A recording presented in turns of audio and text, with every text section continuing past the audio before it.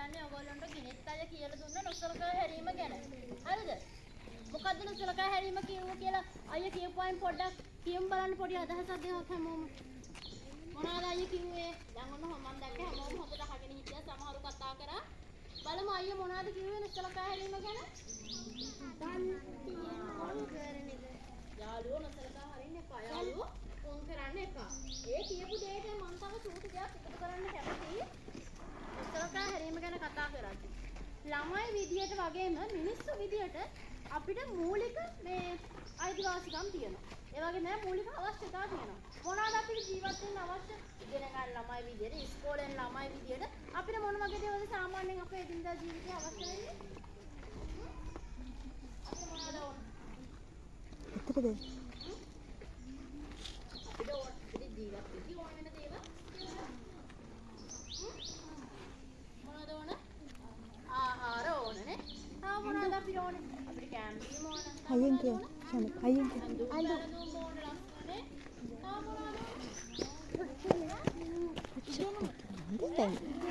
ඉගෙන ගන්න ඕන වටිනම දේ අවුරුදු 18ට ළමෙක් විදියට අපිට අධ්‍යාපනය ලබන්න අයිතියක් තියෙනවානේ. අපිට කැම බීම ඕනනේ. එතකොට ඒව දෙන්නේ කවුද අපිට? අම්මලා තාත්තලානේ. අපිට රැකියාවක් කරලා මුදල් උපයන්න පුළුවන්ද? බෑනේ. ඒවට අම්මලා තාත්තලා තමයි අපිට මේ දේවල් දෙන්නේ. හරිද? අන්නර යාළුවෝ කිව්වා අපිට ඉගෙන ගන්න ඕන කියලා. අන්න ඒක විශේෂයි. හරිද? මොකක්ද දන්නවද? කිසිම විදියක අවුරුදු මේ 16ට අඩු කිසිම ළමෙක් අවුරුදු 16ට අඩුයි කියන්නේ ඕගොල්ලෝත් අවුරුදු 16ට අඩුයි අද විදේශනය කරන්න ආපු අපි හතර දෙනා 16ට අඩු ළමයිනේ. ඒතර අපි හැමෝටම ඉගෙන ගන්න අයිතියක් තියෙනවා. ඒ නිසා කිසිම වෙලාවක අපේ අම්මට තාත්තටවත් නේ අපිව මම මුලින්ම ඕගොල්ලෝ කිව්වා අපි අයිති කාට දහුවම කාටද උත්තර දුන්නේ? අම්මට තාත්තටයි අයිති කිව්වා. හරිද? අපි අයිති කාට දැවුවට පස්සේ අම්මට තාත්තටයි කියලා අම්මනේ තාත්තටයිවත් අපිව ගෙදර තියාගන්න බෑ. අනිවාර්යෙන් ඉස්කෝලේ යන්නම වෙනවා. හරි. අපිව බැරි වෙලා හරි අම්මයි තාත්තයි මේ මගේ ළමයා කියලා ඕන මේ මං හදපු ළමයායි මට ඕන විදිහට බලා ගන්න බැරි කියලා ගෙදර තියාගන්න. එතකොට පොලිසියට සහ විශේෂයෙන්ම ලංකාවේ ළමයි වෙනුවෙන් නීතිය ක්‍රියාත්මක වෙන ළමා ප්‍රයෝජන සම්බන්ධයෙන් නීතිය ක්‍රියාත්මක වෙන ජාතික ළමා ආරක්ෂක අධිකාරියට ඒ වගේම තමයි පොලිසිය දෙනවා ළමා හා කාන්තා කාර්යාංශයේ නිලධාරීන්ට පුළුවන් අපේ අම්මවයි තාත්තවයි පවා අත්අඩංගුවට ගන්න. ඒ නිසා හොඳට මතක තියාගන්න අවුරුදු 16ට අඩු ඕගොල්ලොන්ට අපිට කොයිම වෙලාවකවත් ගෙදර නවතින්න බෑ. අනිවාර්යෙන් පාසල් ඇවිල්ලා ඉගෙන ගන්න වෙනවා නේද? ඉගෙන ගන්න නැත්නම් අපි කොහොමද අනාගතේ හොඳට ජීවත් වෙන්නේ නේ? අපිට කොයින්ද සල්ලි? නේ? ඒ නිසා හොඳට මතක තියාගන්න අර මම නොසලකා හැරීම ගැන මේ අර අයියා කියපු දෙයට චූටි දෙයක් එකතු කරේ. ඒ වගේම තමයි අර යාළුවා කිව්වේ කෑම බීම ඕන කියලා නේ. අපිට ජීවත් වෙන්න කෑම ඕන, වතුර ඕනනේ. අපි දන්නා පරිසරයෙන් වාතය ඕන. ඒතර කෑම බීම දෙන්නේ කවුද අපිට? අම්මයි තාත්තලා. එතකොට අම්මට තාත්තට අපිට හැමදාම ඕගොල්ලෝ කියනවා වගේ හොඳ රෙස්ටුරන්ට් වලින් හොඳ කෑම දෙන්න බැරි වෙන්න පුළුවන්. හැබැයි ඒගොල්ලන්ට පුළුවන් විදියට ඒගොල්ලන්ට වගකීමක් සහිතවමක් වෙනවා. අපිට කෑම බීම දීලා අපිට ඕන කරන ඇඳුම් පැළඳුම් ටික අපේ යුනිෆෝම් ටික අරන් දීලානේ අපිව ඉගෙන ගන්න ඉස්කෝලේ සාමාන්‍ය මට්ටමට හරිය ඒවන්න ඒගොල්ලන්ට වගකීමක් තියෙනවා. ඒ දේවල් නොසලකා හරින්න අම්මට තාත්තටයිවත් අයිතියක් නැහැ කියන එක මතක තියාගන්න ඕන. හරිද? ඒ වගේම තමයි මේ අපි කතා කරානේ අද මොකද්ද මං කියපු අපයෝජන ක්‍රම 4 මතක් කරමු බලන්න පොඩ්ඩක්. මානසික අපයෝජනය, කායික අපයෝජනය, ලිංගික අපයෝජනය, හොඳට හැමෝම දේශනය අහන් ඉඳලා තියෙනවා වගේ මට පේන විදිහටනේ. හැමෝටම මතකයිනේ නේද? අපි කතා කරාද මානසික අපයෝජනය ගැන, කායික අපයෝජනය ගැන, ලිංගික අපයෝජනය සහ නොසලකා හැරීම ගැන කතා කරානේ. මේ අපයෝජන ක්‍රම 4 ගැන අපි ඕගොල්ලෝ දැනුවත් කරන්නේ ඇයි කියලා තමයි දැන් මම කියන්නේ අන්නේ. මේ වෙද්දී අපි අද සුරක්ෂිත ළමයි විදියට මෙතන පාසලට ඇවිල්ලා යාළුවෝ එක්ක එකට පන්ති කාමරේ වාඩි වෙලා ඉගෙන ගත්තට නංගි මල්ලි ඕගොල්ලෝ දන්නවද අපි වගේම ඕගොල්ලෝ වගේම තව ළමයි බොහෝ පිරිසක් මේ වෙද්දී පරිවාසවල සහ මේ පුනරුත්ථාපන මධ්‍යස්ථානවල ඉන්නවා කියලා විවිධ පුවත් වලින් ආරංචි මාර්ග ලැබෙනවා. හරිද? ඒක නැත්තම් මේ ඒකට වැඩියෙන්ම හේතු වෙලා තියෙන්නේ මෙන්න මේ ළමා අපයෝජන වර්ග ළමයිව අපයෝජනය වෙලා විවිධ පුද්ගලයන් අතින් විවිධ ක්‍රමකින් ළමයි අපයෝජනය වෙලා ඒ ළමයින්ගේ ජීවිතය නිකන් පරිවාසයකට පුනරුත්ථාපන මධ්‍යස්ථානයකට සීමා වෙලා තියෙනවා. හරිද? හිතලා බලන්න ඔයාලට ගෙදර අම්මා තාත්තා නැතුව ඔයාලගේ ඉන්න සහෝදර සහෝදරියෝ නැතුව වෙනම තැනකට වෙලා අවුරුදු 16ක් 18ක් වෙනකන් තනියෙන්ම ඉන්න උනොත් ඔයාලා ඉන්න කැමතිද? එතකොට අපිට ගෙදර අය එක්ක ඕල යාළුවෝ එක්කනේ සතුටින් ජීවත් වෙන්න නේද අපිට ඕනේ. එහෙනම් හොඳට මතක තියාගන්න අද අපි මේ කියලා දීපු දේවල් මතක තියාගන්න. ඕගොල්ලෝ කිසිම විදියකින් මේ සමාජය ඇතුලේ හෝ මේ පාසල ඇතුලේ හරි ඔයාලගේ නිවස වටපිටාවකදී හරි අපයෝජනය නොවි ඉන්න. හරිද?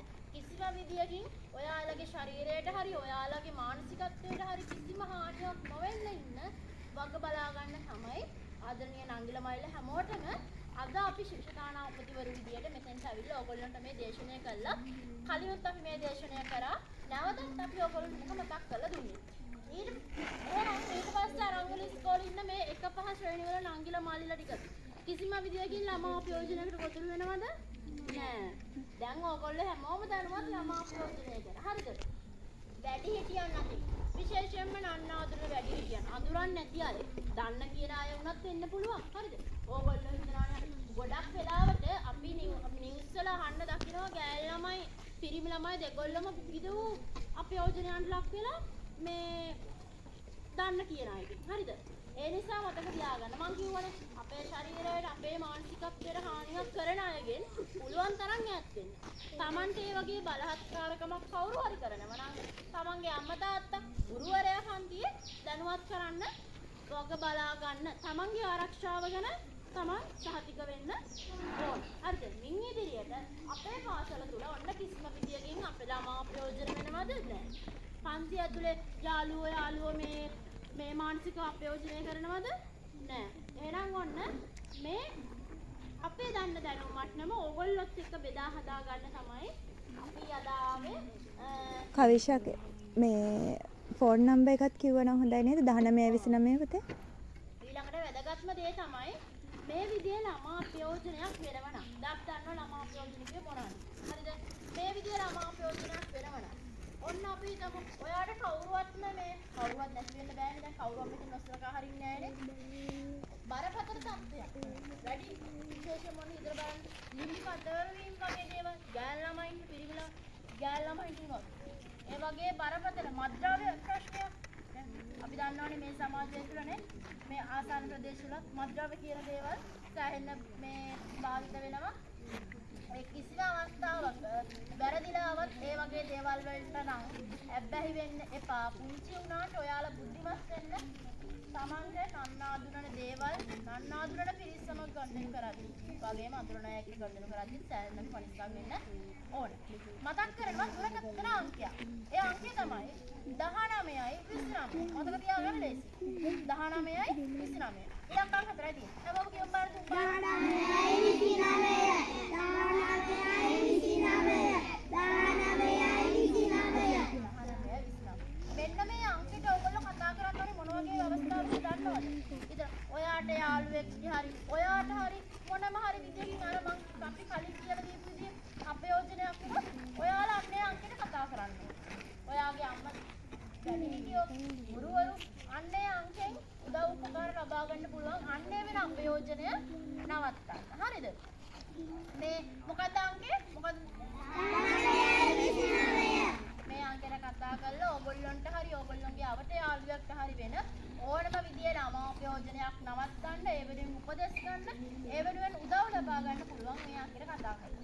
දැන් අද අපි කරපු නේද ශිෂ්‍ය දානාපතිවරු විදියට පාසලේ මේ අපේ දන්න දැනුම් මට්ටමින් ඕගොල්ලන්ට මේ යම් අදහසක් මේ ළමාපයෝජනය ගැන අපි දුන්නා කියලා හිතනවා. තේරුණාද හැමෝටම? හැමෝටම මේක වටිනවා කියලා හිතනවාද? ඊට පස්සේ මම මුලින්ම කිව්වා වගේ මේ පාසලේ කිසිම අවස්ථාවක ළමා අපයෝජනයට ලක් වෙච්ච ළමයෙක් ඉන්න බෑ මොකද ඕගොල්ලෝ හැමෝම දැන් ළමා ප්‍රයෝජනය ගැන දැනුවත්. ඊළඟට මම ආරාධනා කරනවා අපේ ඇවිල්ලා ඉන්න අපේ විද්‍යාලයේ උපදේශන ඒකකයේ බාර ගුරුතුමියටත් ඕගොල්ලන්ට මොනම හරි පණිවිඩයක් අදහසක් දෙන්න මේ සම්බන්ධව ඇති කියලා ආරාධනා කරනවා. ඒ වගේම තමයි අපේ භාෂා ශික්ෂකානාපති ඒකකයේ බාර ගුරුතුමිය ඉන්නවා. ඒ ගුරුතුමියත් ඕගොල්ලෝ එක්ක මේක ගැන තව වැඩිදුර තොරතුරු කියලා දෙයි. අපිටත් මේ අවස්ථාව ලබා දුන්නට සහ ඕගොල්ලෝ අපිට මේ දේශනය කරගන්න මේ ලබා දුන්න සහයෝගයට අපි ස්තුතිවන්ත වෙනවා.